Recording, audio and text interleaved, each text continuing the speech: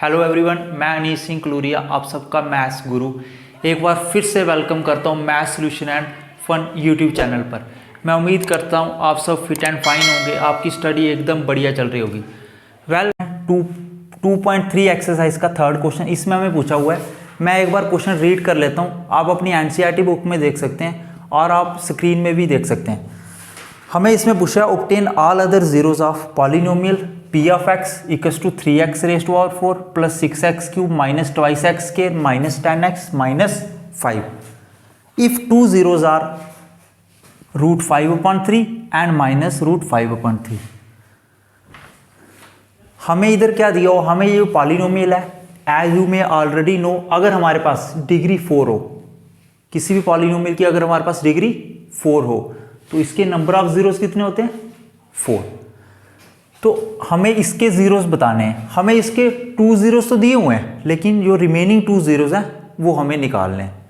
तो सबसे पहले हमें जो गिवन दिए हुए हैं जीरोस, हमारे पास एक जीरो हमें दिया √5/3 और दूसरा जीरो हमें दिया -√5/3। सबसे पहले हम क्या करेंगे, ये हमारे पास प्लस का है, ये लेफ्ट हैंड साइड में आके माइनस का हो जाएगा। सिमिलरली ये माइनस का है, लेफ्ट हैंड साइड में जाके प्लस का हो जाएगा।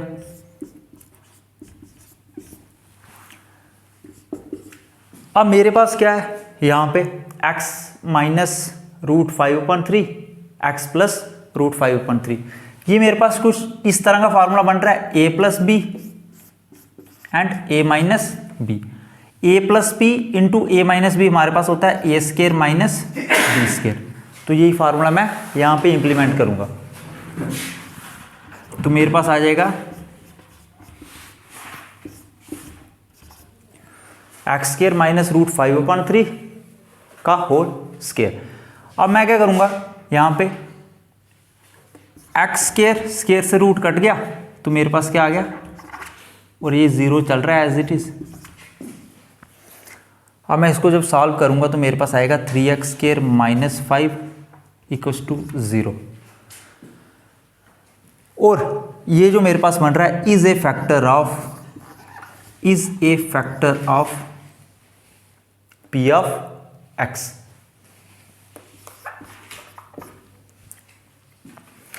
अब मैं सिंपली क्या करूंगा, इस p of x को, ये जो मेरे पास p of x है, इसको मैं इसके साथ डिवाइड कर दूंगा, जैसे हम ऑलरेडी करते हैं डिवाइड। सिंपली मैं क्या करूंगा, मैं अब क्या करूंगा, मैं इस पॉलिनोमियल को इसके साथ डिवाइड कर दूंगा। मैं देखूंगा सबसे पहले मैं 3x² को किसके साथ मल्टीप्लाई कर दूं कि मेरे पास 3x4 आ जाए, तो मैं इसको x² के साथ मल्टीप्लाई करूंगा। तो मेरे पास क्या आएगा 3x⁴। अब मैं क्या करूंगा, जो मेरे पास डिवाइजर है इसमें मेरे पास जो -5 है, इसको मैं x² के साथ मल्टीप्लाई करूंगा, तो मेरे पास आएगा -5x²। तो मेरे पास आएगा -5x²। मैंने x⁴ को x⁴ के नीचे रखा, x⁴ को मैंने नीचे भी एज x⁴ रखा। अब मैं क्या करूंगा, अब मैं सब्ट्रैक्ट कर दूंगा, तो these two terms cancel out each other और मेरे पास 6x³ आ गया। अब मैं ट्वाइस x² में जब -5x² को, दोनों टर्म को मैं जब मैं सब्ट्रैक्ट करूंगा तो मेरे पास क्या आएगा +3x²। अब अगेन मेरे पास -10x एज इट इज और -5 एज इट इज आ गया। अब मैं फिर से सेम स्टेप रिपीट करूंगा। मैं क्या करूंगा, 3x² को मैं किसके साथ मल्टीप्लाई करूं कि मेरे पास 6x³ आ जाए, तो मैं इसको ट्वाइस x के साथ मल्टीप्लाई करूंगा, तो मेरे पास क्या आ गया 6x³। मैं -5 को ट्वाइस x के साथ मल्टीप्लाई करूंगा तो मेरे पास आएगा -10x। तो मेरे पास आएगा -10x। अब मैं फिर से दोनों टर्म को सब्ट्रैक्ट कर दूंगा, तो ये कैंसिल आउट ईच अदर हो गई। उसके बाद ये 3x² एज इट इज आ गया, ये दोनों टर्म भी कैंसिल आउट कर लेंगे एक दूसरे को, तो मेरे पास सिंपली -5 बचा। अब मैं क्या करूंगा, मैं 3x² को किसके साथ मल्टीप्लाई करूं कि 3x² आ जाए, तो सिंपली मैं 1 के साथ करूंगा, तो मेरे पास आ गया 3x²। और मैं -5 को इस 1 के साथ मल्टीप्लाई करूंगा तो मेरे पास क्या आएगा -5।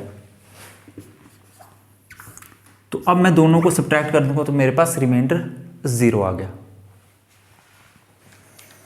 अब आपको पता है हमारे पास डिविडेंड, डिवाइजर, रिमाइंडर और कोशेंट के बीच में क्या रिलेशन होता है। मुझे सिंपली पता है dividend equals to divisor into quotient plus remainder होता है मेरे पास। मैं क्या करूंगा, अब मैं डिविडेंड को एज इट इज लिखूंगा। मेरे पास डिविडेंड क्या दिया हुआ है, 3x raise to power 4 plus 6x cube minus 2x square minus 10x minus 5। और मेरे पास डिवाइजर क्या है, डिवाइजर मेरे पास है 3x स्क्वायर माइनस 5। और मेरे पास कोशेंट क्या है, कोशेंट मेरे पास आया x square plus 2x plus 1, x square plus 2x plus 1। और रिमाइंडर मेरे पास 0 है तो मैं इधर 0 लिख लूँगा। अब मैं क्या करूँगा, मुझे 2 zeros निकालने थे, मुझे रिमेनिंग 2 zeros निकालने थे। तो मैं क्या करूँगा, इस टर्म को 0 के इक्वेट कर दूंगा और इधर से x की वैल्यू निकाल दूंगा, मतलब अपने जीरोस निकाल दूंगा। मैं क्या करूँगा, इस टर्म को 0 के इक्वेट करूँगा और मिडल टर्म स्प्लिट मेथड से जो हम ऑलरेडी कर चुके हैं उससे इधर से x की वैल्यू और जीरोस निकालूंगा। मैं क्या करूँगा, x स्क्वायर, मैं ट्वाइस x को x प्लस x लिख सकता हूँ, प्लस 1 इक्वल्स टू 0। मैं इधर से x कॉमन ले लूँगा, x प्लस 1, और इधर से मेरे पास कुछ कॉमन नहीं आ रहा तो अल्टीमेटली 1 को कॉमन ले लूँगा, तो x प्लस 1 इक्वल्स टू 0 आ गया। अब मैं क्या करूँगा आगे, सिंपली मैं देखूँगा यहाँ पे मेरे पास कॉमन टर्म कौन सी बन रही है, x प्लस 1, और रिमेनिंग में भी मेरे पास x प्लस 1 बच रहा है।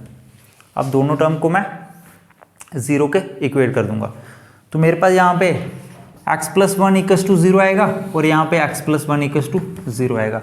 ये प्लस क्या राइट हैंड साइड में जाके माइनस का हो जाएगा, एक 0 मेरे पास -1 आ गया। अगेन ये प्लस का है, राइट हैंड साइड में जाके माइनस का हो जाएगा। तो मेरे पास जो रिमेनिंग जीरोस थे वो भी मैंने निकाल दिए। तो मतलब अब मुझे मेरे पास जो 4 जीरोस होंगे कौन कौन से होंगे, एक 0 मेरे पास ये आया, सेकंड 0 ये आया, और थर्ड 0 मेरे पास मुझे क्वेश्चन में गिवन था। फर्स्ट 0 मेरे पास -1, सेकंड -1, √5/3 और -√5/3। This is our required zeros of given quadratic polynomial. तो होपफुली आपको थर्ड क्वेश्चन समझ आया होगा। अब हम देखेंगे इसी एक्सरसाइज का क्वेश्चन नंबर 4। इसमें हमें क्या दिया हुआ है, आप एनसीईआरटी बुक में देख सकते हैं। इसमें हमें दिया हुआ है on dividing x³ minus 3x square.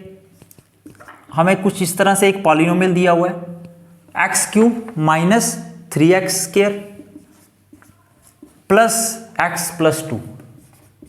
हमें ये एक पॉलिनोमियल दिया हुआ है। हमें बोल रहा है अगर मैं इस पॉलिनोमियल को डिवाइड करता हूँ किसी भी पॉलिनोमियल के साथ और मेरे पास रिमाइंडर और कोशेंट मुझे गिवन है, मतलब मुझे क्या दिया, इधर एक पॉलिनोमियल है p(x), अगर मैं इसको g(x) के साथ डिवाइड करता हूँ, किसी दूसरे पॉलिनोमियल के साथ डिवाइड करता हूँ p(x) को, जो कि मुझे गिवन दिया हुआ है यहाँ पे, और जो मेरे पास रिमाइंडर और जो कोशेंट आता है वो क्या आता है, मेरे पास जो कोशेंट आता है वो आता है x माइनस 2, और जो मेरे पास रिमाइंडर आता है वो आता है -2x प्लस 4। अब मुझे निकालना क्या, मुझे p(x) दिया हुआ है, रिमाइंडर दिया हुआ है और कोशेंट भी दिया हुआ, मुझे g(x) निकालना है, मतलब मुझे डिवाइजर निकालना है। तो वो मैं कैसे निकालूंगा, मैं सिंपली इन चारों के बीच में जो रिलेशन होता है वो लिखूंगा और उसकी हेल्प से मैं g(x) को निकालूंगा। सबसे पहले मैं लिखूंगा, मुझे पता है dividend equals to divisor into quotient plus remainder होता है।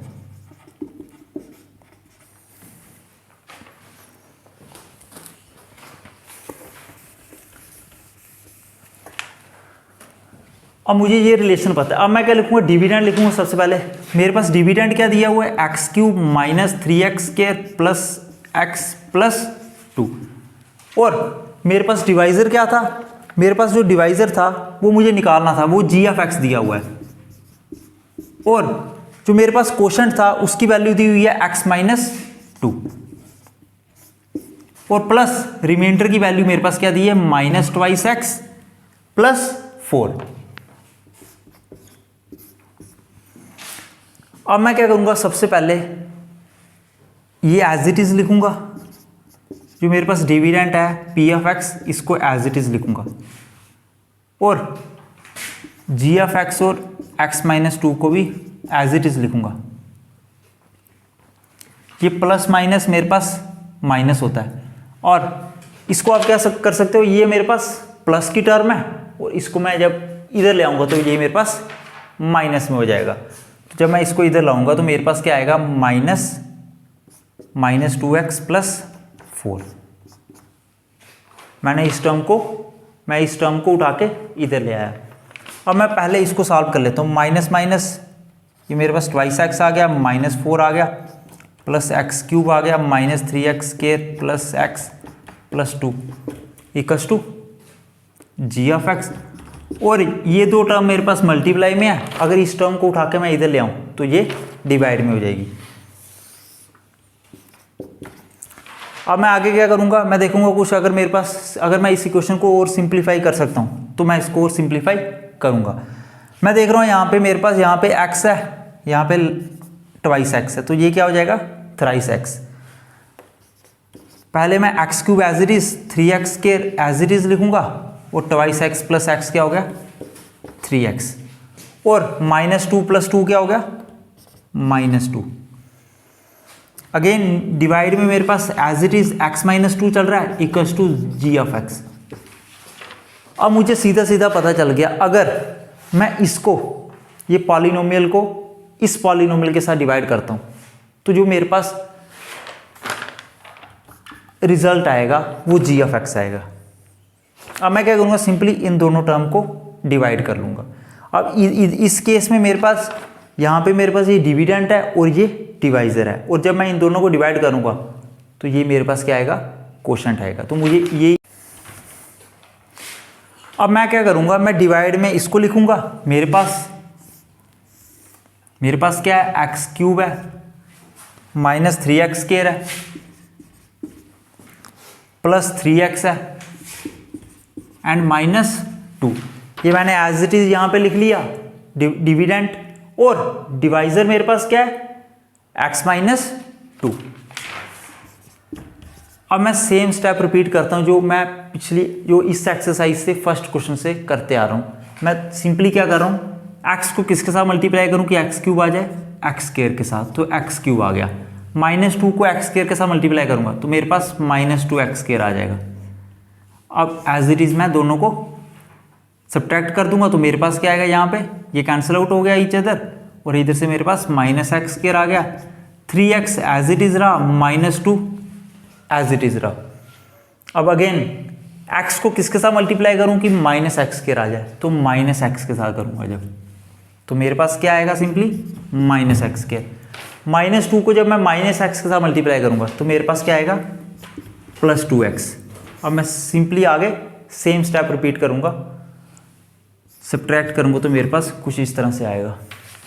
अब मैं x को किसके साथ मल्टीप्लाई करूँ कि x आ जाए 1 के साथ, और -2 को 1 के साथ जब मैं मल्टीप्लाई करूँगा तो मेरे पास क्या आएगा, -2। और मेरे पास जब मैंने दोनों टर्म को, जब मैंने x को x के साथ सब्ट्रैक्ट किया और -2 को -2 के साथ सब्ट्रैक्ट किया तो मेरे पास रिमाइंडर क्या है, 0। अब मैं देख रहा हूँ यहाँ पे जब मैंने इस पॉलिनोमियल को इसके साथ डिवाइड किया, इस पॉलिनोमियल को इसके साथ डिवाइड किया, तो मेरे पास g ऑफ x क्या है, मेरे पास कोशेंट क्या है, x² - x + 1। तो ये मेरे पास रिक्वायर्ड g ऑफ x आ गया जो मुझे क्वेश्चन में पूछा था। मैं उम्मीद करता हूँ आपको आज का सेशन पसंद आया होगा।